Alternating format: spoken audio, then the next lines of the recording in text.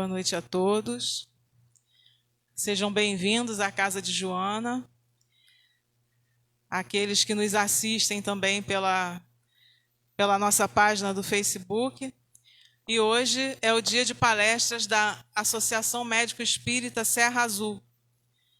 Teremos hoje a palestra do nosso amigo Omar, que vai falar na obra da salvação. Um momento propício para a gente trabalhar a salvação, né? O entendimento dela. E nós gostaríamos de salientar que estamos com as palestras virtuais e presenciais e que nada supera estarmos unidos aqui no salão assistindo às palestras. Então, para que a gente dê continuidade aos trabalhos, nós temos o atendimento fraterno a partir das 19 horas, a palestra pública às 19h30, às quintas e sábados, no mesmo horário, e após a palestra, o passe com água fluidificada, que faz parte do tratamento espírita, do tratamento espiritual espírita. Então, estamos convidando a todos que desejarem participar das palestras presenciais. Para a noite de hoje, vamos ler do livro Pão Nosso, Psicografia de Chico Xavier, ditado pelo Espírito Emmanuel, a lição 59. Sigamos até lá. Se vós estiverdes em mim, e as minhas palavras estiverem em vós, pedireis tudo o que quiserdes, e vos será feito. Jesus, uma anotação de João, capítulo 15, versículo 7. Na oração dominical, Jesus ensina aos cooperadores a necessidade de observância plena dos desígnios do Pai. Sabia o Mestre que a vontade humana é ainda muito frágil e que inúmeras lutas rodeiam a criatura até que aprenda a estabelecer a união com o divino. Apesar disso, a lição da prece foi sempre interpretada pela maioria dos crentes como recurso de fácil obtenção do amparo celestial. Muitos pedem determinados favores e recitam maquinalmente as fórmulas verbais. Certamente, não podem receber imediata satisfação aos caprichos próprios, porque, no estado de queda ou de ignorância, o espírito necessita, antes de tudo, aprender a submeter-se aos desígnios divinos a seu respeito. Alcançaremos, porém, a época das orações integralmente atendidas. Atingiremos semelhante realização quando estivermos espiritualmente em Cristo. Então, quanto quisermos, ser-nos afeito, porquanto teremos penetrado o justo sentido de cada coisa e a finalidade de cada circunstância. Estaremos habilitados a querer e a pedir em Jesus, e a vida se nos apresentará em suas verdadeiras características de infinito, eternidade, renovação e beleza. Na condição de encarnados ou desencarnados, ainda estamos caminhando para o Mestre, a fim de que possamos experimentar a união gloriosa com o seu amor. Até lá, trabalhemos e vigiemos para compreender a vontade divina. Então, vamos unir nossos pensamentos, elevando-os ao nosso Mestre Jesus, relaxar em nossas cadeiras, começar a sentir a aproximação de espíritos benevolentes que nos acompanham na noite de hoje, prontos a receber nossa prece, a atender na medida de nosso merecimento aos nossos pedidos, mas principalmente fazer a nossa conexão com o Cristo. E a Ele nos dirigimos. Querido Mestre Jesus, abençoa-nos todos, nesta noite e em toda a nossa existência, durante a nossa caminhada terrena, durante os nossos desenlaces corporais. Abençoa aqueles que não puderam estar conosco nesta noite, aqueles que nos assistem através das mídias sociais, aqueles que necessitam da Tua palavra, do Teu amparo e do Teu carinho. Abençoa-nos todos, Mestre, para que possamos, unidos em Teu nome, caminhar para nosso Pai Criador. Abençoa também nosso irmão Omar, que trará o estudo da noite, que ele possa ser envolvido e abençoado em suas palavras. E, principalmente, fica conosco, hoje e sempre, graças a Deus.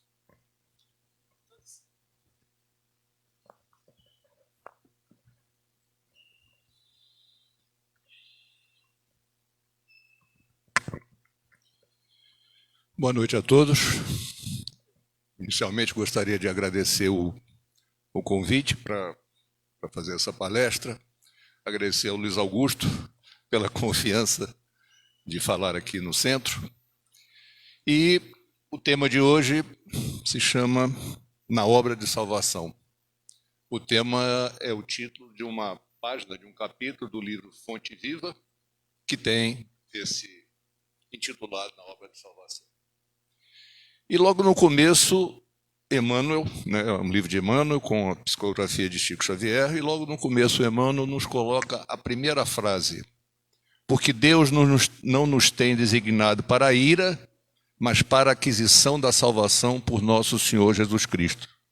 Essa frase foi tirada de uma epístola de Paulo, feita aos Tessalonicenses, que são, o nome é complicado, mas na verdade são aos habitantes de uma cidade na época da Macedônia, chamado Tessalônica.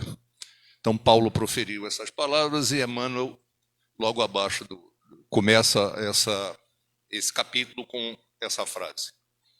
Antes, eu queria fazer duas considerações. Primeiro, o estilo Emmanuel no desenvolvimento dos temas. Nesse livro, Emmanuel sempre, a cada tema, começa falando aquilo que nós, espíritos, normalmente fazemos, nós espíritos imperfeitos, obviamente, fazemos o nosso comportamento aqui enquanto encarnados. Depois o Emmanuel fala de algumas consequências, algumas características desse comportamento, e depois Emmanuel nos dá alguns conselhos. E assim o texto que eu vou comentar, a cada grupo de frases eu vou fazer um comentário, essas frases de Emmanuel vão estar em cor preta e destacadas, e nós vamos fazer os comentários sobre isso. Mas a primeira coisa que eu quero colocar é o seguinte: já que na aquisição da salvação, e o título do capítulo é Na Obra de Salvação, o que é a salvação na ótica da moral cristã e da doutrina espírita? E mais uma vez eu vou recorrer a Paulo, e Paulo diz assim, num trecho de uma citação que está no nosso Evangelho, que a salvação é: na terra vivermos em paz, e no céu encontrar a graça diante de Deus.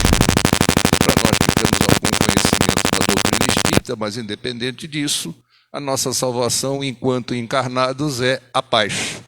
A paz de espírito que provavelmente todos nós, quando oramos de manhã ou no final do dia, pedimos ou agradecemos que Deus nos dê paz na nossa jornada.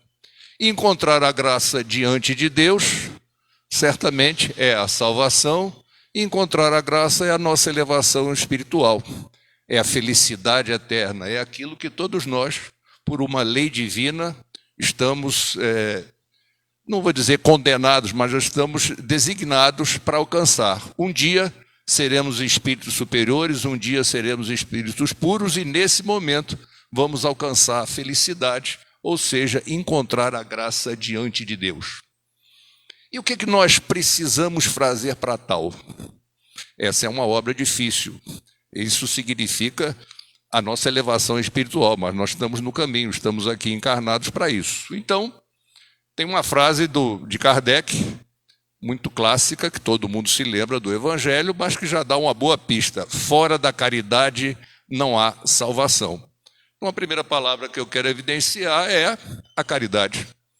A caridade nada mais é do que uma virtude da prática do bem.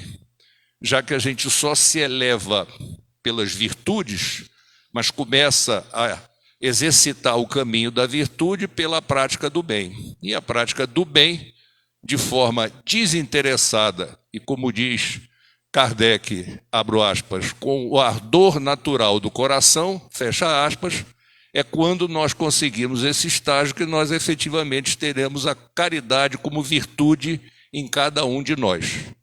Assim como a humildade também é outro caminho para que a gente se eleve espiritualmente. E a gente alcança a virtude da humildade na medida que a gente pratica a simplicidade. A prática da simplicidade, a prática de nós sermos pessoas simples, espíritos simples, junto com os nossos irmãos, com o próximo, é que nos vai levar à virtude da humildade que nos eleva. E como ele coloca, e o amor? Bom, o amor, no fim, se nós somos humildes, se nós praticamos o bem, se nós somos caridosos, nada mais nós estamos praticando o primeiro mandamento lá, amar a Deus acima de tudo e amar ao próximo como a ti mesmo. Ou seja, a prática do amor é que nos eleva por vários caminhos. E o que nos condena à nossa perdição é o egoísmo, certamente, e o orgulho. O orgulho, o oposto da humildade. Esses dois não levam à salvação. Então, para deixar claro o que é a salvação, nós temos a frase de Paulo e os caminhos para a salvação. Mas a partir dessa frase que Emmanuel começa o texto, então nós vamos analisar as frases, o texto de Emmanuel. Ele diz assim: por que não somos compreendidos? Por que motivo a solidão nos invade a existência? Por que razões a dificuldade nos cerca? Por que tanta sombra e tanta aspereza em torno dos nossos passos? Quantos de nós, no meio de dificuldades da vida, não fizemos essas perguntas a nós mesmos? Quantos de nós, num momento de desespero, de uma situação atípica, difícil, as atribulações da vida, não nos fizemos essa pergunta? E quantas pessoas, obviamente não todas, vivem se lamentando da vida infortunada que tiveram? Eu chamo isso, são pessoas que têm constantemente ou usam constantemente um verdadeiro muro de lamentações. Para eles a vida é sempre muito injusta, muito difícil, muito áspera, e para alguns efetivamente é mesmo. Mas o que Emmanuel vai nos ensinar é que o que isso representa para o nosso caminho da salvação. Não com ira. E é o que ele diz, não é a ira que nos leva ao caminho da salvação, embora a dificuldade seja algo difícil da gente superar. E Emmanuel vai mais adiante quando descreve o nosso posicionamento perante essas dúvidas. Ele diz assim: e a cada pergunta feita de nós para nós mesmos, seguem-se comumente o desespero, a inconformação, reclamando sobre os raios mortíferos da cólera, as vantagens que nos sentimos credores. A ira, a reclamação, a raiva, o ódio, pelo que nos acontece de difícil na vida, e acontece a todos nós, sem dúvida nenhuma, é a ira que Emmanuel se refere no início desse capítulo. Ou seja, nós acabamos pleiteando a Deus, a Jesus, alguma coisa que nós nos sentimos credores. Naquele apelo, ó Deus, por que comigo? Como se nós tivéssemos condições de ser credores, já que somos espíritos imperfeitos que viemos aqui, nesta encarnação e em outras que já tivemos e nas próximas que vamos ter, para aprender e nos elevar. Essa é a nossa grande missão reencarnatória. E nós somos merecedores, ou seja, para nós mesmos, segue-se o desespero, a inconformação, reclamando sobre raios mortíferos da cólera. A ira não constrói nada, nem para nós, muito menos para o nosso próximo. E é isso o sentido principal do que o Emmanuel quer dizer, do nosso posicionamento perante as dificuldades, as atribulações da vida, que isso se transforme em ódio. Esse ódio é venenoso para nós mesmos e é venenoso para os próximos que estão ao nosso lado, né? E nós não somos merecedores, e e reclamamos vantagens que nós sentimos credores. Que vantagens? Deus é justo, Deus é igual para todos, Deus é bondoso. Deus nunca perguntou qual é o seu merecimento para te amar. Deus ama igualmente todos os seus filhos, com merecimento ou não. Aliás, no seu mandamento ele fala para amar o próximo, e a sublimidade do amor ao próximo, que eu acho a coisa mais difícil para nós entendermos, é amar os nossos inimigos. Cada vez que eu leio esse amar os nossos inimigos, eu digo, quanto é difícil me elevar espiritualmente até o dia que eu consiga amar o inimigo. Quando muito a gente desculpa, perdoar já é um grande passo. Mas a gente desculpa, talvez com mais evolução a gente perdoa, mas entre nós, amigos, amar o inimigo é algo difícil. Mas esse é o caminho que nós vamos conseguir na medida que evoluímos, até que nós sejamos efetivamente virtuosos. Então, merecimento como espíritos imperfeitos nós temos muito pouco. E nem Jesus, nem Deus escolheu para gostar de cada um de nós, medindo cada um dos nossos merecimentos. Ele gosta de todos os seus filhos. Então, não somos nós que possamos pleitear merecimento quando temos dificuldades na vida. Mas vamos completar o que Emmanuel diz, né? E vamos falar um pouquinho da nossa percepção, porque no momento que nós temos a ira, é a partir de uma percepção que nós temos do que nos acontece. Ele diz assim: declaramos-nos decepcionados com a nossa família, desamparados por nossos amigos, incompreendidos pelos companheiros e até mesmo perseguidos por nossos irmãos. As pessoas que têm esse posicionamento, o mundo é uma desgraça para eles. O mundo é o fim, porque eles têm sempre esse posicionamento perante a vida, é um posicionamento absolutamente negativo. E aqui eu vou comentar. Eu sei que nós não estamos preparados para dificuldades. Nós viemos aqui para aprender, para evoluir. Nenhum de nós está preparado para dificuldade. E o fato de eu estar aqui palestrando e dizer, de certa forma, que a ira não é um bom comportamento, não quer dizer em momento nenhum que enfrentar as dificuldades, os sofrimentos, as atribulações da vida seja algo fácil. Não é. Nós estamos longe de estar preparados, mas nós temos obrigação de aprender o nosso caminho da salvação. E não é com a ira, com o ódio, com a revolta, aquilo que nos acontece, que nós vamos evoluir. É que nós vamos crescer como espírito. Nós não estamos preparados, mas se estamos aqui, se estamos nos instruindo, estamos aprendendo o que a doutrina nos mostra, nós estamos aprendendo a evoluir espiritualmente. E aprendendo a evoluir espiritualmente para que a gente não se revolte com as dificuldades. Até porque nós vamos mostrar lá na frente, as dificuldades é que fazem parte da nossa evolução. Ou seja, se nós acreditamos em Deus, na sua bondade, na sua justiça, entendemos os princípios do Espiritismo e a nossa doutrina, nós temos a capacidade, temos que ter de a entender o porquê das dificuldades. É essa a razão, por exemplo, desse texto do Emmanuel. Entender o porquê das dificuldades e tribulações e o que isso representa para a nossa vida espiritual. São as famosas provas e expiações que nós vimos aqui nesta encarnação e nas que tivemos e que vamos ter, enfrentar. Eu costumo dizer que cada encarnação é uma vida letiva, fazendo uma semelhança com o ano letivo de um curso que nós temos que fazer para evoluir de espíritos superiores.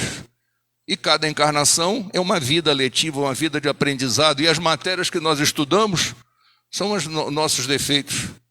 São aquelas coisas que nós fizemos de errado e temos que estudar para aprender. Nós temos expiações e provas. As provas são aquelas quando nós conseguimos atravessar uma expiação dentro dos princípios da doutrina cristã, da moral cristã ou da moral divina, nós passamos nas provas. De repente, nesta encarnação, erramos em outros lugares, e talvez nesta mesma encarnação ou na próxima temos que estudar aquelas matérias que erramos, mas esperamos que pelo menos naquelas que nós viemos ter expiações, a gente passe na prova. Claro que se a gente errar mais do que o que a gente conseguir superar, nós vamos ter muito mais encarnações para aprender. É como numa série, a gente pode, no estudo, a gente pode não passar em algumas matérias, ficar em outras, se ficar em todas, aquela encarnação foi perdida. Nós não fomos aprovados. E essa é a nossa evolução espiritual, esse é o caminho da nossa evolução espiritual. Nós encarnamos para aprender. Bom, dentro do que Emmanuel coloca, como eu falei, o estilo de Emmanuel, ele agora passa a fazer as suas algumas considerações ou consequências dessa nosso posicionamento da ira perante as dificuldades. E ele diz assim: a intemperança mental carrega para o nosso íntimo os espinhos do desencanto e os desequilíbrios orgânicos inabordáveis, transformando-os a existência num rosário de queixas preguiçosas e enfermiças.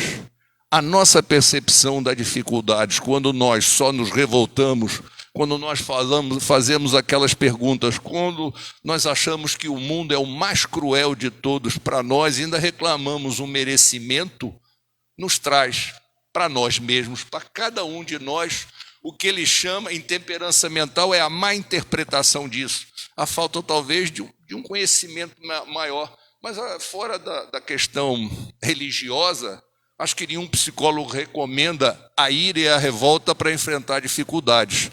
Qualquer psicólogo recomenda uma posição de mais otimismo. Resignação e resiliência não significa aceitar passivamente todo o sofrimento, mas significa você reagir, você tirar de dentro de si uma força para superar. Mas a ira, a raiva, a imprecação, o xingamento, qualquer coisa desse, se isso não faz bem para ninguém. E como ele diz aqui, a intemperança mental traz para nós mesmos espinhos do desencanto. Espinhos do desencanto, eu diria que são as consequências psíquicas para nós mesmos. As pessoas que se sentem amarguradas, desencantadas com a vida. Aliás, um bom prenúncio de uma coisa muito conhecida chamada depressão está aqui, como ele coloca. E qual é o outro lado, o lado físico? O lado físico é os desequilíbrios orgânicos inabordáveis. E a medicina psicossomática aqui na Terra já explica muito bem quantas doenças são oriundas do nosso estado espiritual.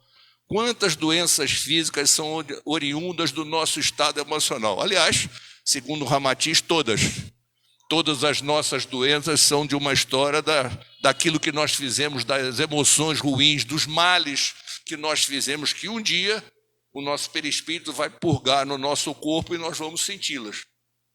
Né? Então, essas são as consequências da nossa intemperança mental. É a mistura do físico, consequências dessas más emoções no nosso corpo, e do psíquico, que leva às doenças do estresse e tantas outras doenças que estão ligadas a aspectos emocionais e as doenças da própria psique.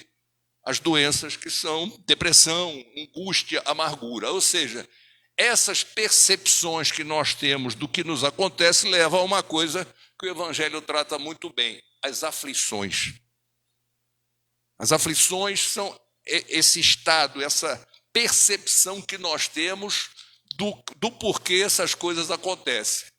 Mas eu ainda queria avançar um pouquinho. Dentro da lógica dos textos de Emmanuel, ele começa a nos explicar as causas dessas aflições. E ele diz assim: isso, porém, acontece porque não fomos designados pelo Senhor para o despenhadeiro escuro da ira, e sim para a obra da salvação.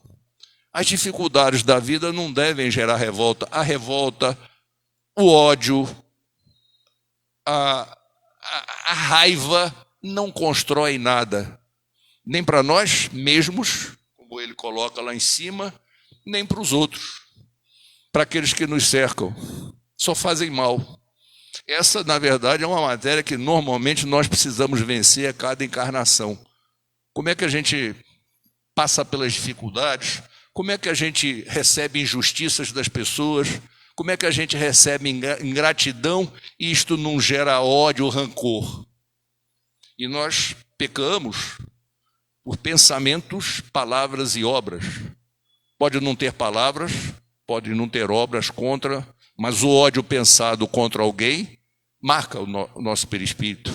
São um dos males que nós precisamos aprender a superar. Isso, fundamentalmente, é a raiva, e isso não faz mal. Odiar alguém no pensamento faz mal a essa pessoa, mas faz muito mais mal a nós mesmos. E é por isso que o Emmanuel descasca isso, né? E as aflições é que nos colocam no caminho da salvação. A princípio, quem não conhece a doutrina espírita pode achar assim, poxa, aflição, caminho da salvação. E o título do capítulo 5 do Evangelho diz muito bem, porque faz parte de uma das bem-aventuranças que Jesus falou no Sermão das Montanhas. Bem-aventurados os aflitos. E para mostrar como é que as aflições são importantes no caminho da nossa evolução, esse capítulo é um dos maiores capítulos do Evangelho. Ele gasta, na minha edição, 20 páginas. O Evangelho tem 28 capítulos, mais ou menos 260 páginas doutrinárias. Na média, cada capítulo tem 9 páginas. E para falar das aflições, Kardec precisou gastar 20 páginas para explicar o que as aflições, as tribulações representam na nossa vida espiritual, na nossa encarnação. E nós vamos gastar um tempinho para explicar isso aqui, porque é fundamental. E logo no início, ele menciona, e agora é Kardec no Evangelho, um trecho de Lucas que diz assim: felizes sois vós que agora chorais, porque rireis. Para quem não entender um pouco da doutrina espírita, diz, poxa, eu choro agora para rir no futuro. Aqueles que são materialistas podem dizer assim, que só acreditam que a gente nasce, morre e tudo acabou. Bom, eu vou chorar agora, quando é que eu vou rir? Sei lá quando é que eu vou rir, porque não existe outra vida, não existem reencarnações, não existe vida eterna. Efetivamente, é difícil da gente entender. Mas vamos explorar um pouquinho o que o nosso capítulo 5 fala dos bem-aventurados, os aflitos. Eu coloquei aqui alguns princípios e algumas dúvidas que estão nesse capítulo do Evangelho para a gente entender. Primeiro de tudo, as compensações só virão no futuro. E nós temos que ter certeza do porvir. É fundamental nós acreditarmos na divindade, nas leis divinas, e acreditarmos, como a doutrina espírita diz, que nós temos reencarnações, que as reencarnações são para a nossa evolução, que nós temos uma vida eterna, que nós podemos sofrer nesta encarnação para evoluirmos espiritualmente e cada vez sermos melhores a cada encarnação, porque temos uma vida eterna. Isso é um conceito fundamental. Senão, para o materialista, eu vou sofrer por quê? Para acabar, para morrer outro dia. Então, temos raiva, temos ódio, temos orgulho. O sofrimento não é comigo, né? E como é que a gente pode entender, sem entender a doutrina espírita, a utilidade de sofrer para ser feliz? Por que uns sofrem mais do que os outros? Se o sofrimento é ser feliz, a quantidade de sofrimento poderia determinar um mérito. Então, se é um mérito, se é uma corrida, na medida que a gente sofre mais, a gente vai ter o mérito de ser mais feliz, por que uns já nascem sofrendo e outros não? Por que uns já nascem na pobreza, numa dificuldade imensa, passam a vida inteira na dificuldade, e outros estão sempre bem, aparentemente? Porque eu estar bem materialmente não quer dizer que você esteja bem espiritualmente. Tem muita gente até que mascara. A riqueza, na verdade, é uma grande prova. Você enfrentar a riqueza, a opulência com nobreza de espírito. Mas o que nos salva é a nobreza de espírito. Não é o aspecto material que nós temos da vida, mas a nobreza que nós temos aqui dentro. E quantas vezes a gente vê pessoas simples que você aparentemente não dá muito por elas e são pessoas de um espírito nobilíssimo. E outras pessoas muito bem de vida, de uma forma opulência, são pessoas de espírito muito ruim, de princípios.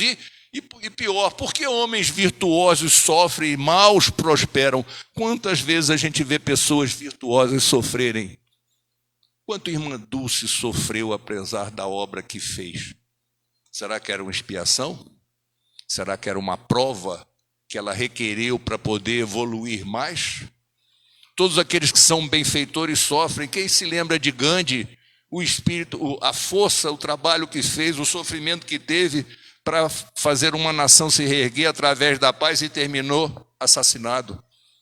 Quem se lembra de Martin Luther King, que apesar de pregar a paz, para tentar tirar um povo da subjugação, também morreu assassinado. São espíritos certamente elevados, mas morreram assassinados. Ou seja, espíritos bons sofrem, porque o sofrimento, mas a capacidade de enfrentar o sofrimento é que nos dá a elevação. Não é a subjugação pelo sofrimento, muito menos a raiva. É a nossa capacidade de enfrentar. Isso se chama resiliência. Ou uma linguagem simples, fazer do limão a limonada. Essa resiliência, essa resignação, não é aceitar o sofrimento, vou sofrer, vou ficar feliz. Não, vamos tentar enfrentar esse sofrimento e entender dentro da doutrina espírita que enfrentar o sofrimento é um aprendizado e sairmos melhores, apesar do sofrimento, porque este sofrimento nos ensina a vencer, a subjugá-lo, a sermos melhores. São as razões das aflições na nossa vida. São as matérias desta escola chamada encarnação, dessa série que nós estamos aqui de passagem. Durante aí uns 70, 80 anos, voltamos para a nossa vida eterna, tentando levar uma bagagem de evolução para a vida espiritual. Ou seja, e outra pergunta, a fé no porvir pode nos consolar e nos dar paciência, mas por que a justiça divina trata com desigualdade? Uma criança que já nasce com uma doença incurável, com um defeito físico, pessoas que nascem nesses povos na pobreza a vida inteira e morrem na pobreza. Por quê? Será que a justiça divina é desigual? Então eu vou colocar aqui a lógica de Kardec, das coisas que me atraiu para ser espírita, é a nossa fé raciocinada. Kardec, quando escreveu suas obras e quando escreveu o Livro dos Espíritos, e principalmente o Evangelho, colocou de uma forma muito clara essa fé raciocinada, que é um pouco acima da fé simplesmente dogmática. Falou, tenho que acreditar. Kardec nos dá a oportunidade de pensar sobre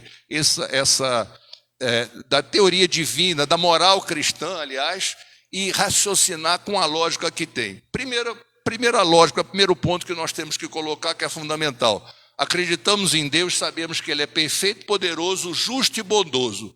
Não tem parcialidade nem capricho. Logo, se Deus faz assim, sem parcialidades e caprichos, deve haver alguma causa para que uns nascem sofrendo e outros nascem sem sofrer, nascem na opulência, como coloca o Evangelho.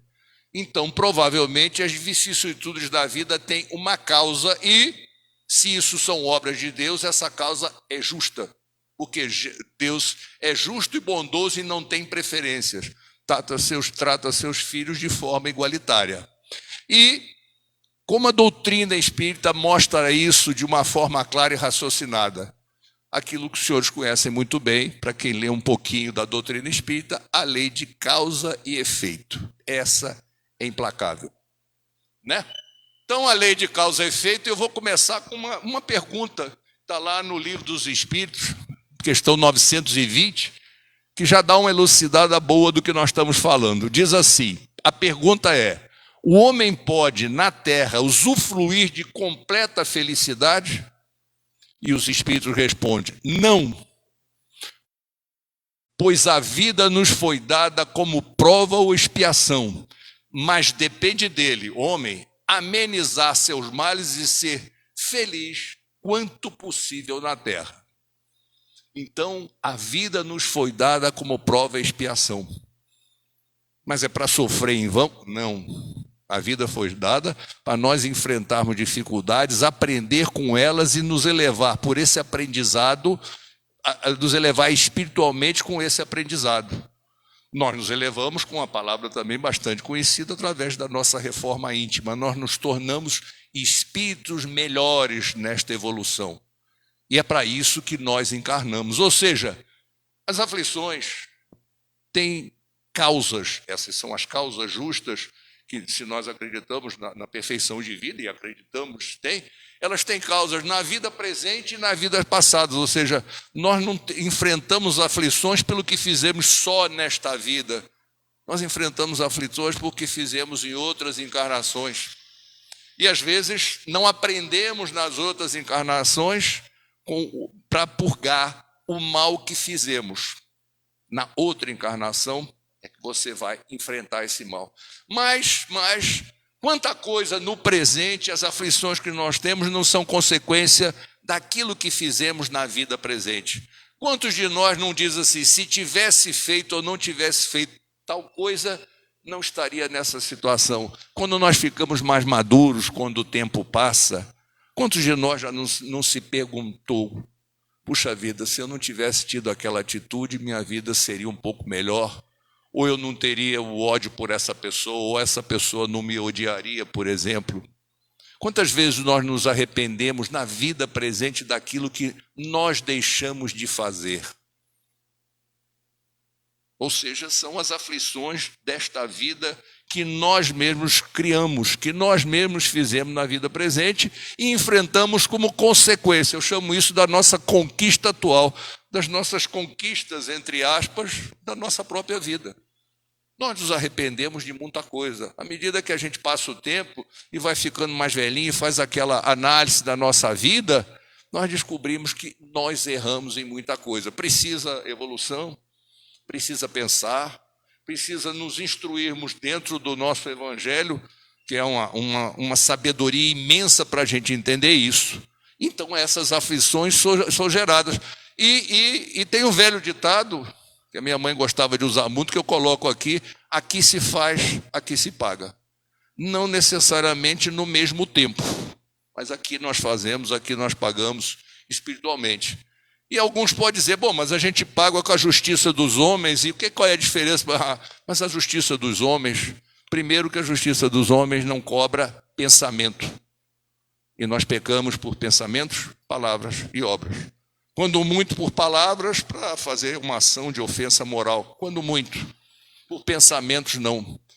A justiça dos homens não nos pega por pensamentos. E muitas vezes até crimes materiais, crimes que afetam terceiros, porque é isso que a justiça divina, a justiça dos homens faz. Quantos ficam impunes?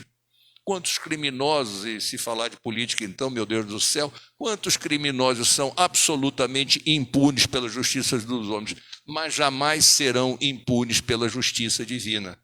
Essa é a sutil diferença. A justiça dos homens atinge quando nós atingimos terceiros e esse terceiro consegue mostrar que nós os atingimos. O que nós fazemos de ódio, pensamento, crueldade, quanta coisa que nós fazemos que a justiça dos homens não vai pegar. Mas a justiça divina vai pegar e vai nos punir. Ou seja, o sofrimento, o efeito do que nós fizemos, que precisamos enfrentar para expiar, é uma advertência que nós fizemos algum mal. É para mostrar por que nós somos espíritos imperfeitos. Ou seja, esse sofrimento bem enfrentado nos dão experiência e nos mostram a diferença entre o bem e o mal. Mas nós precisamos ter o coração e a mente preparados para entender assim. Nós precisamos ter a capacidade de superar isso e entender o papel do sofrimento dentro da doutrina espírita. Ou seja, e algumas causas do sofrimento, as da vida presente, nós conhecemos e lembramos, e outras que nós não conhecemos porque foram encarnações passadas. E o esquecimento, que faz parte do nosso modo espiritual de viver, vamos dizer assim, o esquecimento nos leva a não saber por quê. Por que algumas pessoas nascem com defeitos, algumas pessoas têm doenças cruéis?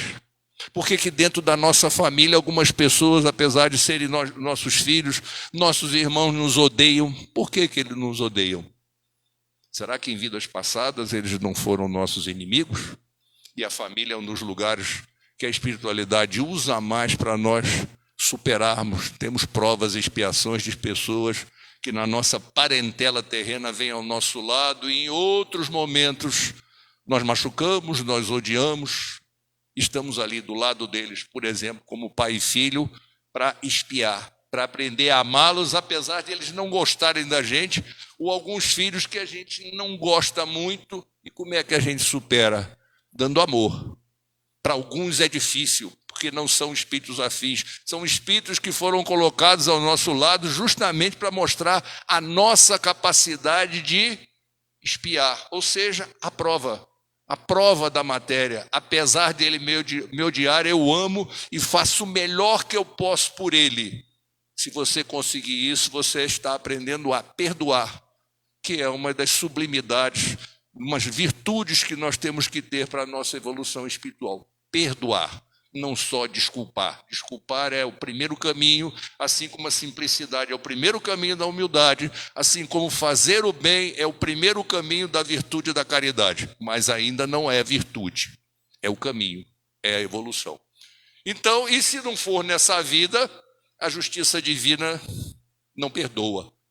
Vai ser na outra ou na outra. E quantas vezes nós que lemos obras espíritas descobrimos, e André Luiz é rico nisso, mostra coisas, organizações de reencarnação, ou seja, provas e expiações no seu projeto reencarnatório, oriundos de coisas que você tem que resolver de 5 encarnações para trás, 6, inúmeras encarnações.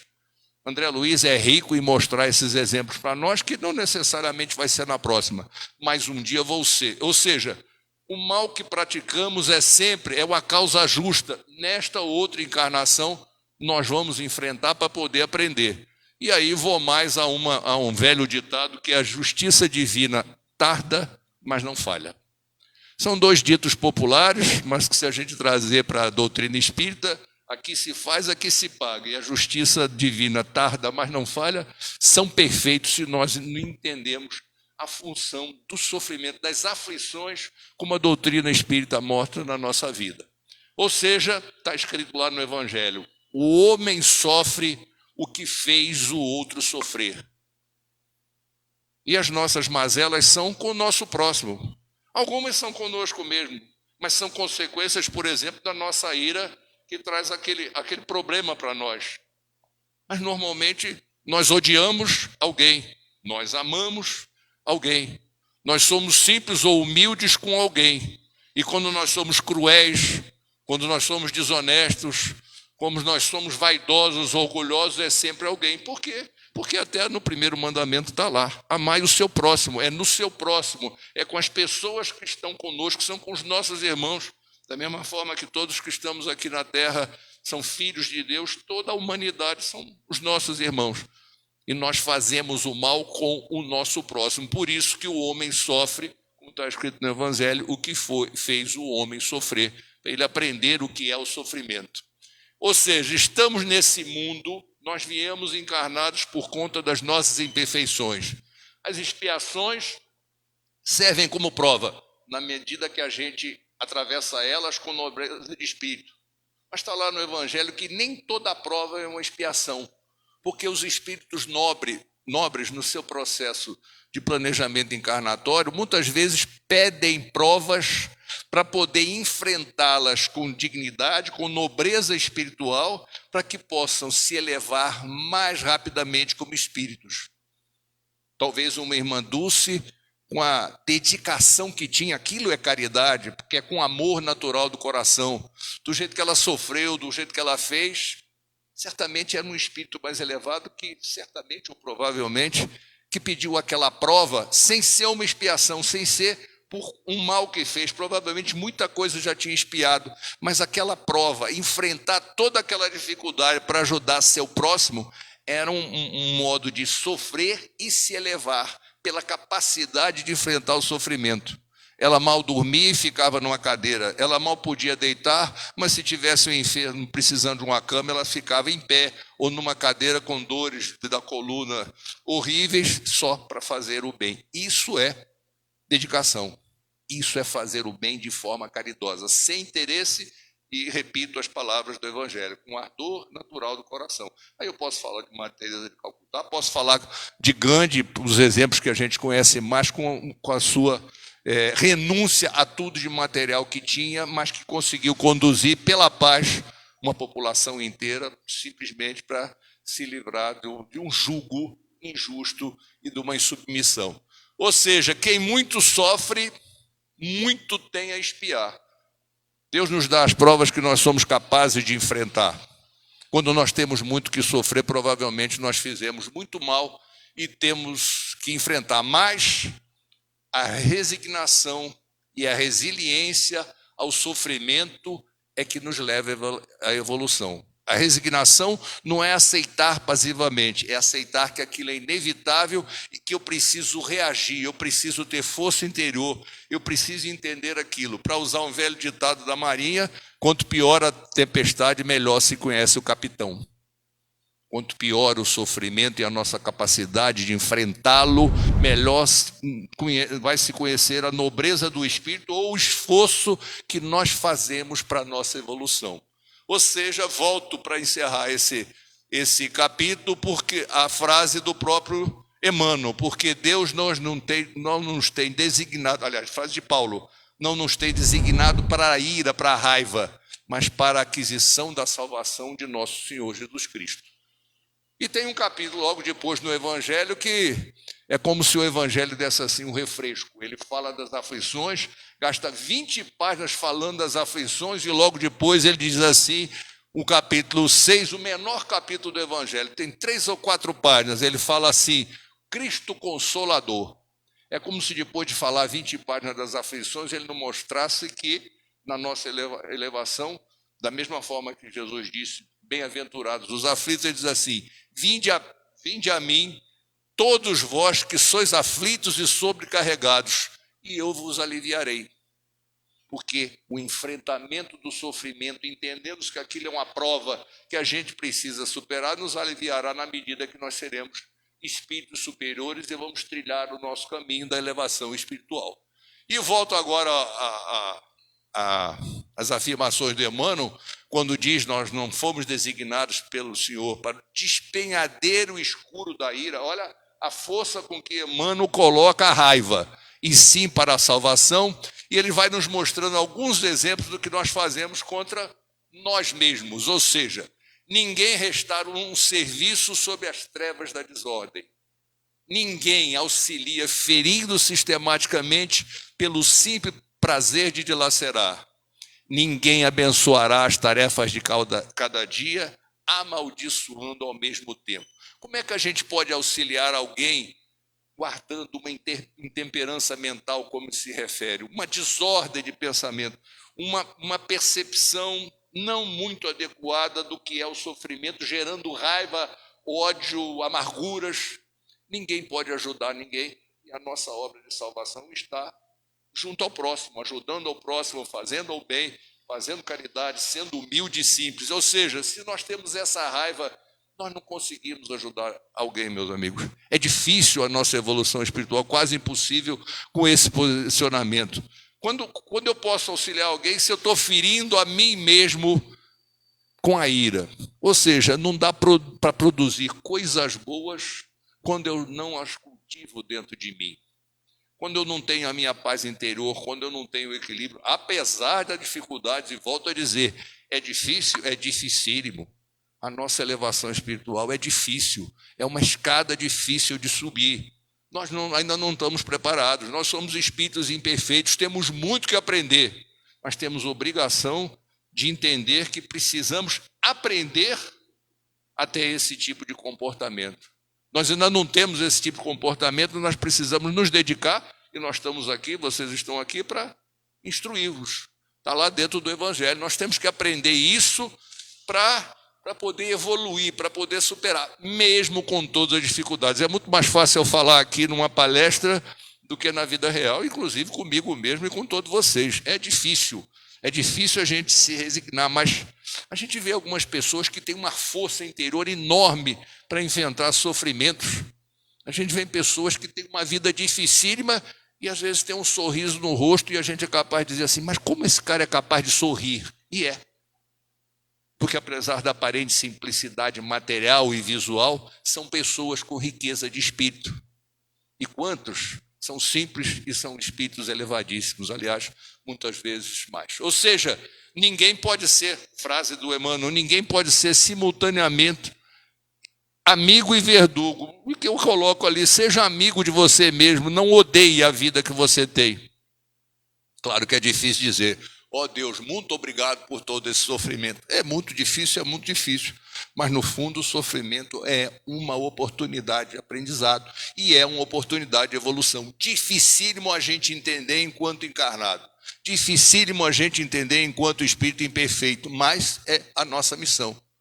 E se nós acreditamos no porvir, se nós acreditamos na justiça divina, se nós acreditamos nos princípios da moral cristã, nós precisamos aprender a entender isso assim. E Emmanuel chega na nossa reta final das constatações, das recomendações, que ele nos dá o caminho. Dentro daquela loja de Emmanuel, ele nos mostra como nós nos comportamos, faz alguns comentários e agora ele vai dar o roteiro para a nossa melhoria. Se tens notícia do Evangelho no mundo da tua alma, prepara-te para ajudar infinitamente. Se a gente já ouviu falar de Jesus, se a gente leu o Evangelho, se a gente conhece os princípios da moral cristã, ajuda seu irmão, ajuda fazendo bem, ajuda sendo simples e humilde, ajuda não sendo orgulhoso, não sendo vaidoso, não discriminando, não perseguindo, não odiando, porque é assim que a gente cresce. Ou também mais uma frase, e essa minha mãe sempre dizia para mim: faças o bem, não olhes a quem. Mais um ditado popular, mas encaixadinho aqui na nossa doutrina espírita, tem tudo absolutamente a ver até com os conselhos de Emmanuel.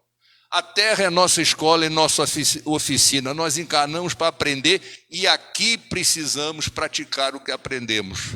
Não só ouvir a palestra, não só tomar o passe, não só ler o livro, mas nós evoluímos pelo que nós fazemos ao nosso próximo, pelo bem que praticamos, pelo amor que damos. Mesmo que a gente não consiga sentir amor por todos, mas o primeiro exercício é praticar o amor com todos. E praticar o amor, o comecinho da prática do amor é fazer o bem. Eu posso fazer o bem para alguma pessoa, ainda não pratico o amor, muito menos sinto o amor, porque a gente sente amor por alguns. Deve praticar com muitos e começa com o bem. Sentir amor por todos, sentir pelos nossos inimigos, como está lá na doutrina. Meus amigos, nós precisamos subir muitos degraus na nossa escala de evolução espiritual. Amar inimigos, eu acho que ainda está difícil no que eu consigo ver com todos nós como espíritos imperfeitos hoje, mas um dia nós vamos chegar lá. Mas pelo menos tente praticar, mesmo sem sentir muito amor, tente praticar, tente fazer o bem, tente ser uma pessoa do bem. Já é um bom caminho evolutivo. Estamos na estrada. Falta um pouquinho para chegar, mas se a gente não começar a andar, não chega nunca, né? A humanidade é a nossa família, e Emmanuel coloca isso muito bem. O nosso próximo, a humanidade. Faça o bem sem olhar a quem, não é só o parente, não é só o amigo. Jesus nos ensinou o amor ágape, trouxe a mensagem do amor ágape, é amar o desconhecido, o próximo. Como a parábola do bom samaritano mostrava. Ele estava caído na estrada, não importava quem era. Não importava se era samaritano, se era judeu, não importava. O importante é fazer o bem para as pessoas. E as pessoas, o próximo, são a humanidade. Aqueles que estão ao nosso lado. Cada dia é o ensejo bendito de aprender a auxiliar. Eu posso não ser capaz de fazer ainda, mas eu certamente, se eu sou capaz de aprender, vai demorar? Vai. Não vai ser numa, 2, 3, 4 encarnações. A gente precisa aprender. E se demorar muito, não tem problema. Nós temos uma vida eterna. Nós temos muitas encarnações pela nossa frente para nós sermos espíritos elevados, espíritos superiores. E cada vez que a gente estuda um pouquinho e vê quais são as qualidades, quais são as características dos espíritos superiores, ou nós vemos exemplos de espíritos superiores, espíritos puros, que eu posso dizer, Jesus, a gente vê quanto a gente precisa aprender, quanto a gente precisa mudar. Mas essa é uma história longa. Nós já temos muitas encarnações e chegamos aqui, certamente todos nós aqui, nós somos os mais imperfeitos. Nós somos espíritos imperfeitos, mas dentro da escala de espíritos imperfeitos, tem uns menos imperfeitos e outros mais imperfeitos. Nós certamente conhecemos ou temos notícia de espíritos que, em termos de imperfeição, são bem piores do que nós. Nós estamos aqui estudando a doutrina, nós lemos o Evangelho, nós temos o interesse, nós vamos aqui tomar um passe, nós acreditamos em Deus, nós já temos, dentro da imperfeição, nós já temos um grauzinho de elevação, mas para romper os imperfeitos e chegarmos pelo menos ali na escala espírita a espíritos bons, por exemplo, Kardec é considerado um espírito bom, falta um bocado de horas de voo, mas nós temos que começar. Por mais aflitiva, e outra mensagem de Emmanuel, que seja a tua situação, ampara sempre e estará agindo num abençoado serviço da salvação que Jesus, que o Senhor nos chamou. Ampara sempre, faz o bem ao próximo, é isso que te eleva. Supera as suas dificuldades. Tem uma força interior para superar, entendendo que aquilo faz parte do aprendizado. E eu repito mais uma vez, é difícil, mas não impossível, nós temos que aprender a entender.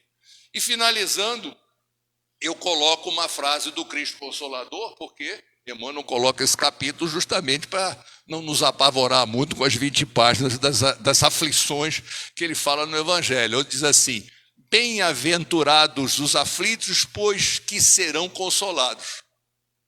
Mas sentir-se ditoso por sofrer continua sendo um grande desafio para nós, mesmo conhecendo a doutrina espírita.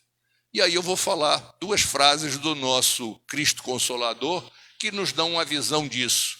O Espiritismo mostra a causa do sofrimento nas existências anteriores e na destinação da terra, onde o homem expia o seu passado. Nós estamos aqui para enfrentar as expiações e crescer com isso. Mostra o objetivo dos sofrimentos, apontando-os como crises salutares que produzem a cura como meio de depuração, que garante a felicidade nas existências futuras. Se nós acreditamos na doutrina espírita, está aí escrito por que nós enfrentamos dificuldades.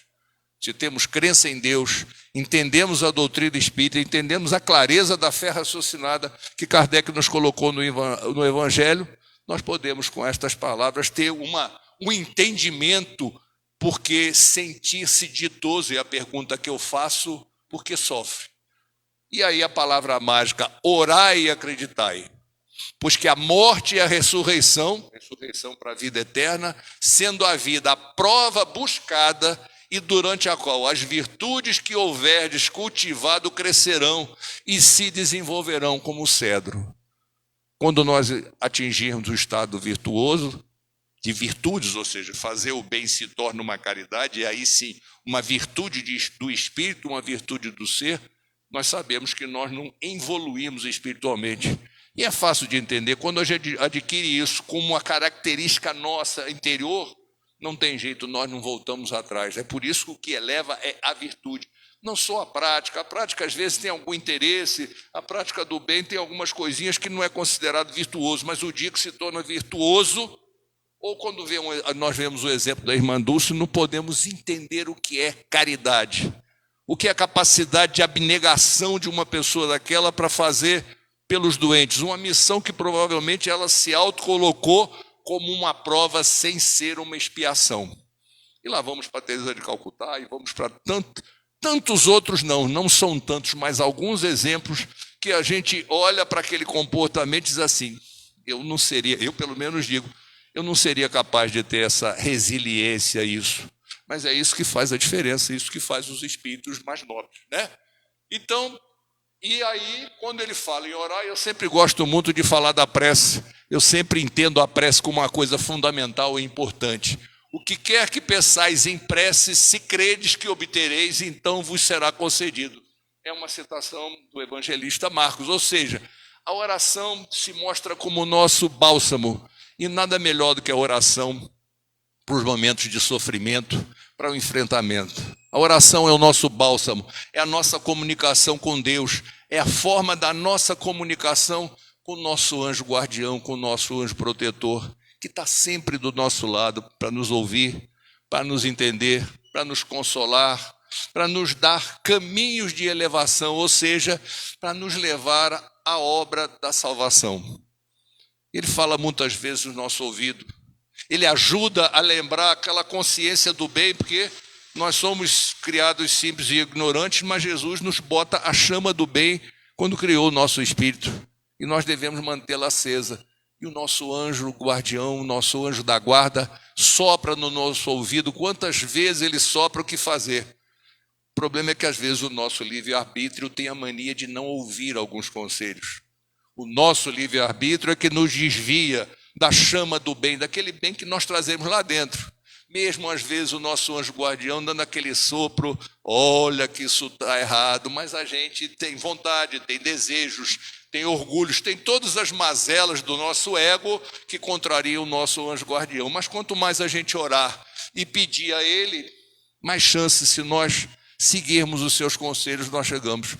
E eu aprendi a orar quando conheci a doutrina espírita e quando entendi o valor da oração, e aprendi a ouvir umas vozinhas que aquela nossa mediunidade que todos nós temos, e não é mediunidade ostensiva, mas que tem uma voz que não diz, isso está errado. E normalmente a gente erra quando contraria. E aí, diz lá o livrinho, Conduta Espírita, um livro pouco conhecido do André Luiz, porque é psicografado pelo Valdo Vieira. Tem lá uma frasezinha na Conduta Espírita que diz assim: oração é acima de tudo sentimento. Os resultados da oração, quanto os resultados do amor, são ilimitados. Sem dúvida, os resultados do amor são ilimitados. Os resultados do amor é aquele que nos faz crescer, é aquele que nos faz evoluir, é com esse amor que nós precisamos praticar, pelo menos o bem que fazemos, é que nos faz evoluir como espírito. Um grande desafio, enorme, principalmente com os nossos inimigos, enorme com aquelas pessoas que odiamos. Mas um dia, se nós conseguirmos fazer isso, nós seremos espíritos um pouco menos imperfeitos, quem sabe, espíritos superiores, chegamos lá. E, para encerrar, eu sempre gosto de encerrar com um texto de alguém, e eu gosto muito de falar da importância e evidenciar a importância da oração, e eu vou repetir as palavras de um poeta, que, no meu entender, falou como ninguém, num texto não religioso, falou muito como ninguém, como nós nos devemos colocar na oração. Nesse próprio livro Conduta Espírita, o André Luiz diz que oração não é uma declamação, oração tem que sair do coração. Não é um texto pronto, não é uma cópia de um texto, tem que sair de uma mensagem espontânea, pura, quando você ora, quando você está efetivamente querendo falar com Deus. E o nosso poeta disse assim: se eu quiser falar com Deus, tenho que apagar a luz, tenho que calar a voz.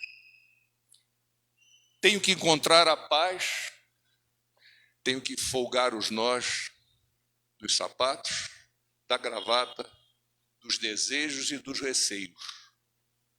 Tenho que esquecer a data, tenho que perder a conta, tenho que ter as mãos vazias, ter a alma e o corpo nus.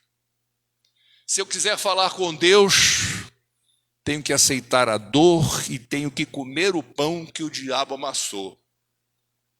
Tenho que me virar um cão, tenho que lamber o chão dos palácios e dos castelos suntuosos do meu sonho. Tenho que me ver tristonho, tenho que me sentir medonho e, apesar do mau tamanho, alegrar meu coração. Se eu quiser falar com Deus, tenho que me aventurar. Tenho que subir ao céu sem cordas para segurar. Tenho que dizer a Deus, dar as costas, caminhar decidido pela estrada, que ao final vai dar em nada. Nada, nada, nada do que eu pensava encontrar. Certamente muita gente reconheceu que isso não é bem um poema. Isso é a letra de uma música de Gilberto Gil, gravada em 1981, que se chama Se Eu Quiser Falar com Deus. Ninguém, para mim, pelo menos dos textos que eu conheci, consegue expressar tão bem a forma como eu devo me colocar, como eu devo me comportar quando eu quiser falar com Deus. Meus amigos, muito obrigado a todos. Que Jesus nos guie e nos ampare, que essa mensagem tenha calado no coração de vocês. Muito obrigado, uma boa noite.